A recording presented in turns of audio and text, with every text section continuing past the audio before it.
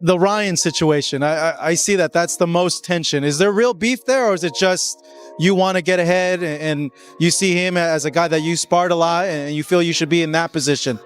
No, I want to chop that kid's head off. Why? Ryan Garcia and Rolly Romero's rivalry is heating up as they get ready to fight in May. The match itself is expected to be explosive, but recent events have made things even more personal, getting boxing fans even more excited. Popular fighter I won that will make me into a bigger star is me versus Ryan. But I think that's premature. Me and Ryan will fight at welterweight. You and Ryan Garcia at welterweight? Yeah. The tension between Ryan Garcia and Rolly Romero got even worse after a surprise scuffle at the airport, which left Romero with a minor injury.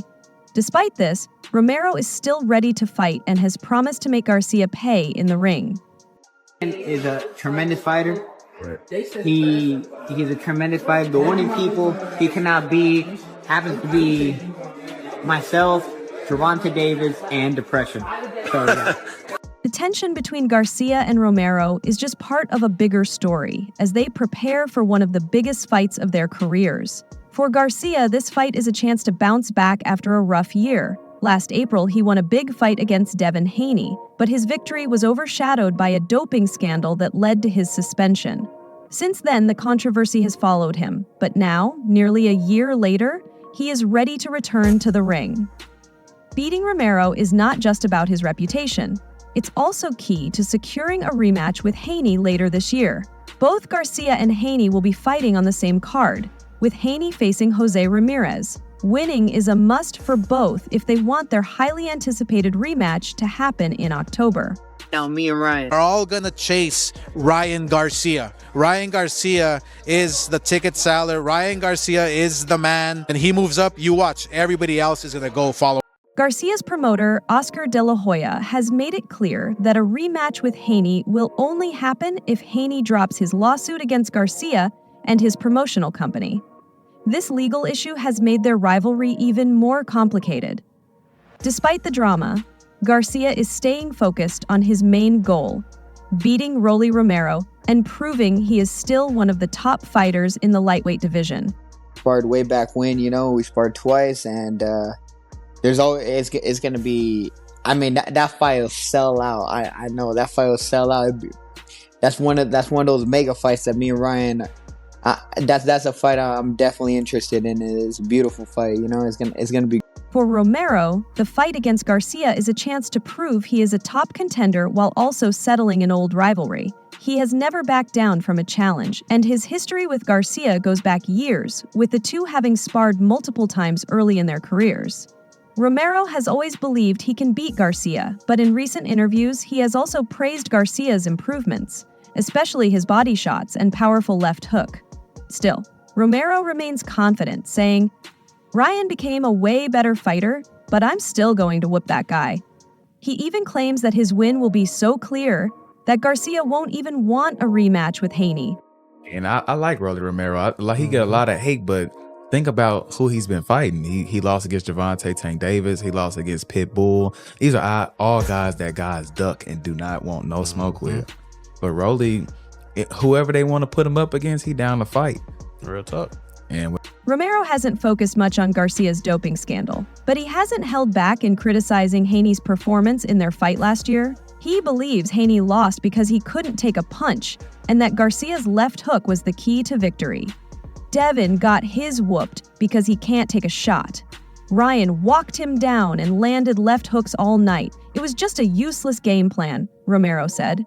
The tension between Garcia and Romero has been growing for months, and their airport altercation only made things worse. While the details of the scuffle are unclear, both fighters are eager to settle things in the ring. Despite a minor injury, Romero has assured fans he is ready to fight and has promised to make Garcia pay. "It's nothing," he said about the injury. "I'll still fight and make Ryan pay for this in the ring." Bring on Rolly. He part of PBC. We already ran it once with PBC. I need to get my get back. I'm going to beat Rolly, and we're going to have that. I just pray to God, try to see where he was guiding me. And it just led me to Dallas, led me to Derek, and I pursued. Floyd Mayweather, who has mentored Romero throughout his career, shared his thoughts on the situation. While disappointed about the airport incident, he praised Romero's toughness, saying, Rolly's a warrior. A little bump or bruise isn't going to stop him from stepping into that ring and handling business.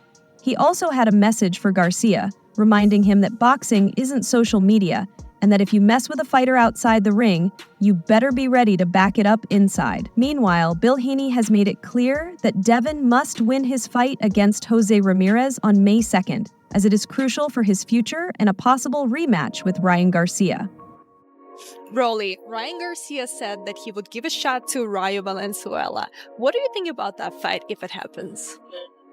Give a Rayo. or That's like- what he or said. because we're Ryan, it could be if you're talking about a shot at tequila. Is he gonna chug that whole thing?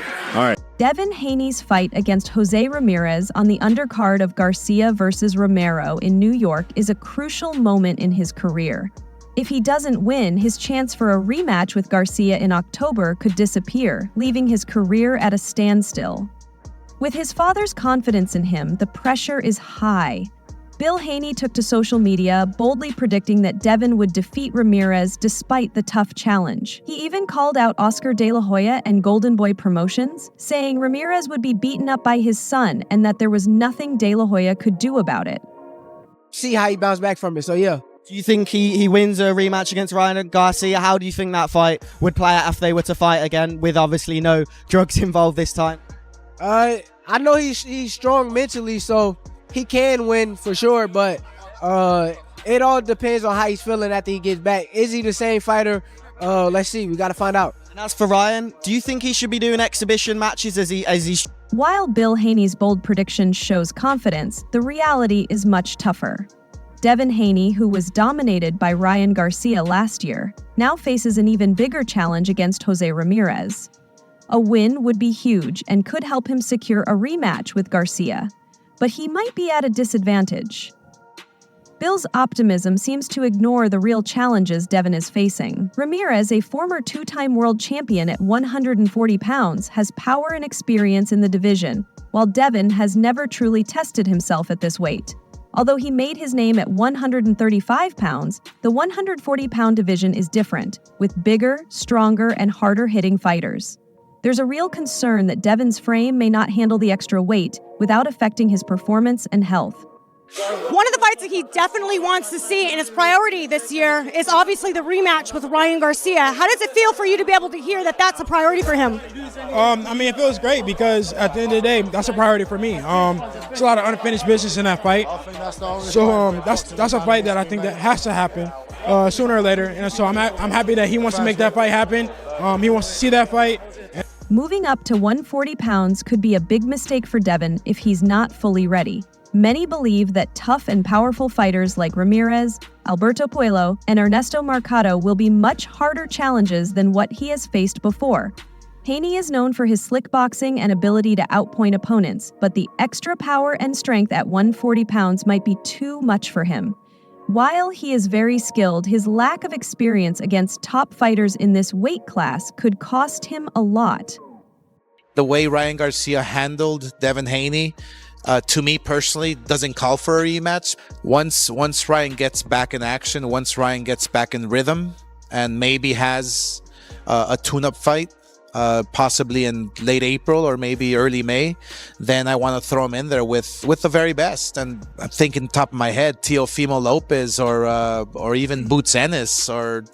If Devin loses to Ramirez, it will be even harder for him to regain his confidence and find a way forward in his career. He may need to rethink his strategy, possibly moving back down to 135 pounds if he can make the weight without harming his health. However, that move comes with risks. Dropping back down to 135 pounds after fighting at 140 could put a lot of strain on his body. The stress of extreme weight cuts, especially after moving up, might be too much and could lead to serious health problems like kidney damage or dehydration.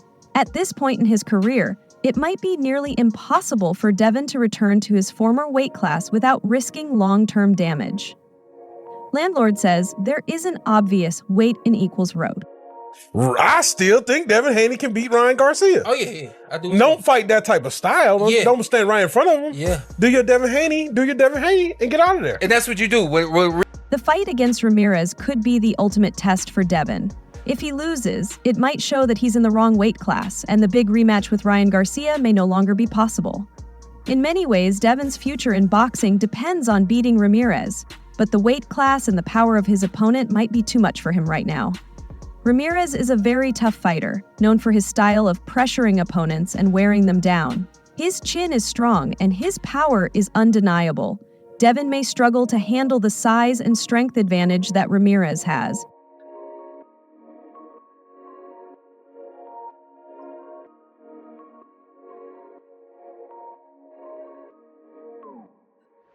Given how Garcia dismantled Devin last year, it's hard to see how Devin will handle the relentless style of Ramirez.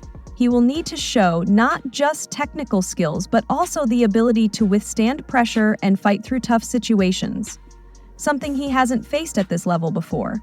The truth is, the 140-pound division might just be too tough for Devin. With fighters like Ramirez at the top, it's a hard division for a smaller, slicker fighter to survive in, especially after a loss like the one Devin had against Garcia. While Devin proved himself at 135 pounds, stepping up to 140 pounds might be his downfall if he doesn't adjust to the power and aggression in this weight class. If he fails against Ramirez, even a rematch with Garcia could seem out of reach. A loss to Ramirez would be a tough blow, both mentally and physically, and Devin would need to reassess his career, from his weight class to his future goals in the sport. A return to 135 pounds might not be the quick fix he hopes for. In other news, Regis Prograis, a former two-time 140-pound champion, shared his bold take on the upcoming fight between Ryan Garcia and Rolando Rolly Romero. Speaking to Mill City Boxing, Prograis pointed to a sparring session from 2018 between Garcia and Romero when Garcia was still a teenager, saying Romero could pose a real threat to Garcia because of his wild fighting style. Prograis mentioned that footage from that sparring showed Romero getting the better of Garcia, raising doubts about the outcome of their fight scheduled for May 2nd in Times Square, New York. However, for those who follow boxing closely, Prograis' analysis seems off. Relying on sparring footage from 7 years ago isn't a solid way to predict the current fight. At the time, Garcia was just 19, much smaller and less experienced, while Romero at 22 had more experience and was physically stronger. Today, Garcia is a completely different fighter, bigger, stronger, and with much more experience. To base predictions on a past sparring session seems questionable, especially when considering how much Garcia has grown as a fighter. Like I said, at the end of it, he at 140, I'm at 140, and I have the belt, you have to come get the belt, and that's a fight that everybody's been asking for forever, and all I know is that fight is the biggest fight in boxing right now, me and Ryan. Rolly Romero's career thus far has been a mixed bag. While he has a respectable knockout record, many argue that he's not fought at the elite level necessary to compete with fighters like Garcia. Romero's career so far has been a mixed bag. While he has a respectable knockout record, many argue he hasn't fought at the elite level needed to compete with fighters like Garcia. His performances against Ismael Barroso and Jackson Moraines were controversial, with many thinking he should have lost both fights. In fact, if things had gone differently, Romero's record could easily be 14-4 instead of 16-2. On top of that, Romero's style is wild and unpolished. While it makes him unpredictable, it also leaves him open to being outboxed or knocked out by a more skilled fighter. Garcia's speed, power, and technique are far superior to anything Romero has faced. Prograis' belief in Romero's wildness is somewhat naive. Yes, Romero can be unpredictable, but that doesn't make him as dangerous as Prograis suggests. Garcia's precise, calculated, and powerful style is perfect for dealing with someone as reckless as Romero. Garcia has the quickness and technique to punish mistakes, and his sharp left hook could easily catch Romero coming in. What message would you send him right now, brother? I have no thoughts about him. I don't give a about him. He's not a boxer, so who gives a about him? Of course, thank you. Prograis has every right to believe in Romero's power and unpredictability, but giving him so much credit based on a sparring session from years ago seems short-sighted. Sparring sessions are not real fights. They're controlled environments where fighters work on techniques, not necessarily aiming for a knockout. To hold on to the idea that Romero beat Garcia badly in a gym session nearly 5 years ago is a stretch. In fact, it might even be disrespectful to Garcia, who has since evolved into one of boxing's brightest stars. fight Ryan Garcia has been entertaining. But I don't know. It's just the way he throws punches looks weird as shit. What do you mean? He just and then bro, he throws these fucking hooks at like fucking 200 miles an hour and shit. Some people say he leaves his chin up when he throws that hook. Fucking hit him in the damn chin, shit. Yeah, right. I don't really see anybody else trying to do it. The reality is that Rolly Romero's limitations are clear, and Garcia should be able to exploit them easily. Romero's wildness is his main strength, but it's also his biggest flaw. His lack of technical discipline and control over his aggression makes him vulnerable to sharper, more polished fighters, and right now, Garcia is the perfect example of that. Even without the controversy around Garcia's previous fight with Devin Davis, it's hard to see how Romero can handle Garcia's combination of speed, power, and intelligence. Garcia's left hook, in particular, could catch Romero clean, especially if Romero keeps swinging wildly without setting anything up. Ryan Garcia? Bro, he's one of the most entertaining fighters I've ever seen in my life. He gets hit, you don't know where the fuck, he throws some random ass hook that knocks people out. He gets hit, he does some weird ass fetal position. You don't know what the fuck he's gonna do. You don't know if he's gonna... One might argue that Garcia's decision to face Romero could be seen as a misstep in terms of competition, given the lack of threat Romero really poses. Instead of fighting someone with a real chance to challenge him, Garcia is taking on someone with limited skills who has been fortunate in his career. The question arises, why even bother fighting Romero when there are more deserving opponents out there? It's puzzling why this match is even happening, especially when you consider that Garcia could have faced better competition. The upcoming fight may seem like a spectacle, but in terms of Garcia's career development, there's not much to gain. If anything, it risks Garcia looking bad if Romero somehow pulls off an upset, though that's a long shot at best. Just they could go so for wasting my time. Like I said, going back and forth for the longest amount of time, and they want to do shit behind my back, they could off. Let's see if Fat Boy can even go down to 140. I heard he eating some tacos right now. I'm gonna say like this. Word of it. Some might argue that Turki Alalshik, who is heavily involved in organizing this event, should have stepped in and vetoed Romero as an opponent for Garcia. There's nothing to be gained from fighting someone who is, at best, a below-average opponent. If it were up to some, they'd say Romero doesn't even deserve to be on the undercard, let alone headline such a high-profile event in Times Square. As for the future, Regis Pry also chimed in on the prospect of a potential rematch between Garcia and Devin Haney. He clearly believes that Garcia would have the upper hand in a rematch, mainly due to Haney's vulnerabilities. According to Pry, Haney's reliance on clinching and his inability to take a punch make him an easy target for someone like Garcia. I don't know. He apologized for it. You guys think that's really an apology? So, I don't know. Y'all think he apologized for real? You think that actually means something? I mean, he did say some crazy bring somebody back from the dead and kill him again. Like, what? But you can say sorry about that, right? Can you say sorry about that? If Haney were to fight Garcia again, Progress predicted a similar outcome, with Garcia capitalizing on Haney's flaws. The clinching game that Haney developed in his previous bouts, especially after his fight with Jorge Larrez, is a crutch that could cost him dearly.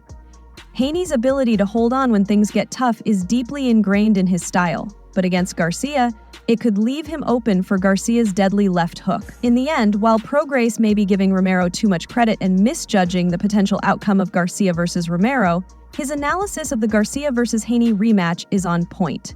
Garcia's dominance over Haney is clear, and unless Devin can make some major adjustments, it's hard to see him pulling off a win in the rematch. But what do you think? Share your thoughts below and don't forget to like and subscribe to the channel for more updates.